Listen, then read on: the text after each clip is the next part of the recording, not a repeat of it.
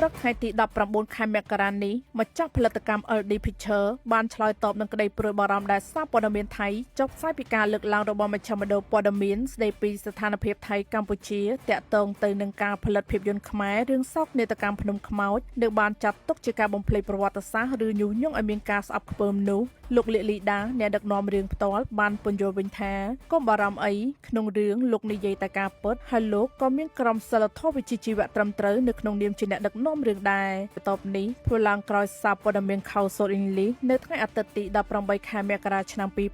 2026បានដកស្រង់ខ្លឹមសារពីសេចក្តីថ្លែងការណ៍មជ្ឈមណ្ឌលព័ត៌មានស្តីពីស្ថានភាពថៃកម្ពុជានិងចេញផ្សាយដោយដាក់ចំណងជើងធំៗថាថៃសម្ដែងក្តីព្រួយបារម្ភលើការផលិតភាពយន្តខ្មែររឿងភ្នំខ្មោចដែលពណ៌នាថាប្រទេសថៃជាវិលពិឃាតទី2របស់កម្ពុជា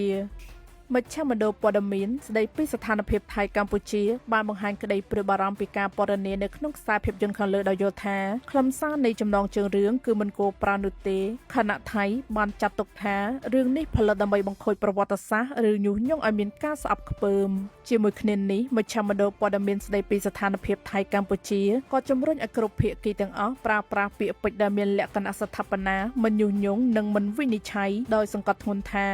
ការប្រើប្រាស់ពាក្យពេចន៍ធ្ងន់ធ្ងរឬការដាក់កំហុសអាចធ្វើឲ្យស្ថានភាពស្មុគស្មាញនិងធ្វើឲ្យខូចដល់កិច្ចខិតខំប្រឹងប្រែងដើម្បីបន្ធូរបន្ថយភាពតានតឹងប្រពន្ធដដាគូបញ្ជាក់ទៀតថាការពណ៌នាអំពីចំនួនគួរតែផ្អែកទៅលើការពិតដែលអាចផ្ទៀងផ្ទាត់បានហើយគួរតែគិតគូរពីផលវិបាកសម្រាប់ទំនាក់ទំនងទ្វេភាគីនិងផលប៉ះពាល់ដែលអាចកើតមានលើទំនាក់ទំនងរវាងប្រជាជននៃប្រទេសទាំងពីរនិងប្រើប្រាស់ភាសាដែលឆ្លុះបញ្ចាំងពីការពិតនិងលើកកម្ពស់ឲ្យមានដំណោះស្រាយតាមរយៈកិច្ចសន្ទនាជាការឆ្លើយតបលោកលីលីដាក៏បានគូបញ្ជាក់តាមរយៈសារពីទំព័រ Facebook របស់លោកកុំឲ្យភាគីថៃព្រួយបារម្ភទូយ៉ាងក្នុងរឿងលោកនិយាយតែការពិតប៉ុណ្ណោះហើយលោកក៏ច្បាស់ពីក្រមសីលធម៌វិជ្ជាជីវៈនៅក្នុងនាមជាអ្នកដឹកនាំរឿងផងដែរទន្ទឹមនេះលោកក៏ប្រាប់ឲ្យពលរដ្ឋខ្មែរបន្តបង្ហាញមោទនៈរបស់ខ្លួននិងធ្វើអ្វីដែលគួរធ្វើដើម្បីជាតិនិងសេចក្តីថ្លៃថ្នូររបស់ជាតិគោរំលឹកដាក់ថាមុននឹងចាប់ផ្ដើមគម្រោងផលិតរឿងរបស់ផលិតកម្មភាពយន្តខ្មែរមួយនេះផលិតកម្មបានប្រកាសស្វែងរកអ្នកដែលធ្លាប់ឆ្លងកាត់នៅហេតុការណ៍នោះផ្ទាល់ដើម្បីរួមគ្នាបើកបង្ហាញការពិតទាំងស្រុង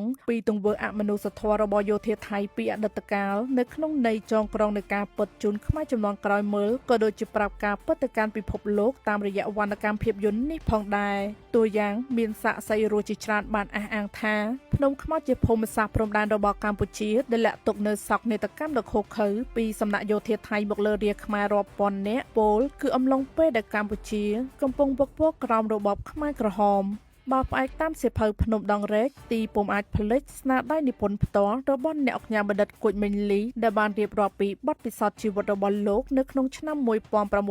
1979និងការរស់រានមានជីវិតពីរបបខ្មែរក្រហមផ្អែកលើព្រឹត្តិការណ៍ពិតតាមរយៈសៀវភៅនេះផលិតកម្មភាពយន្ត LD Picture ក៏បានសម្រេចចិត្តផលិតនៅភាពយន្តប្រវត្តិសាស្ត្រនេះឡើងឆ្លុះបង្ហាញអំពីសោកនាដកម្មនៅភ្នំខ្មោចដោយក្រុងចំណាយដើមទុនយ៉ាងច្រើនសន្ធឹកសន្ធាប់ខណៈនៅថ្ងៃទី1នៃការចាប់ផ្ដើមដំណើរការថតផលិតកម្មបានចំណាយថវិកាខ្ទង់$10,000បាត់ទៅហើយក្នុងនោះក៏មានការចូលរួមពីសិល្បករសិល្បករនេះជាច្រើនរូបចូលរួមសម្ដែងផងដែរ